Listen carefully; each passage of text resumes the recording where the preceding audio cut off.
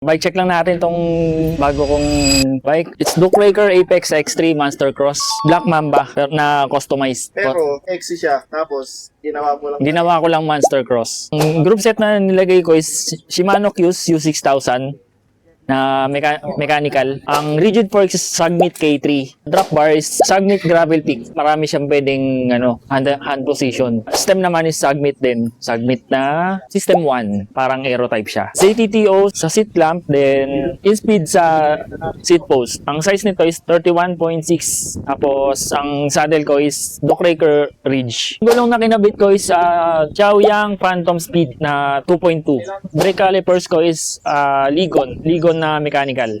Ayan, wala lang adapter. Wala. Anong naging challenge sa pagbuo niyan? Nung una kasi, sa brakes kasi, ang nakuha ko is yung flat mount na non-series. Hindi siya compatible do sa frame tsaka sa fork. Kaya ang ginawa nung pinagpaanohan ko nito, pinagbilang ko, ang pinagpagawa ko ng brakes, palitan na lang ng pang post mount na brake. Yan. Kaya eto yung naging resulta nung pinalitan ng ligon. Pero okay, yung braking power niya okay naman, malakas naman. Ano yung ride na ginawa?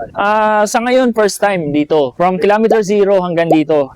Ngayon ko pa lang siya ginamit. Actually, katatapos ko lang siya buuin kagabi. Oo, hinabol ko ngayon. Para magamit ng talaga siya ngayon. First time ko siya ginamit ngayon. Saan gravel event mo naman siya para kay Sabak? Siguro bahala ko sa sa Tanay. Sa Tanay Bike Challenge.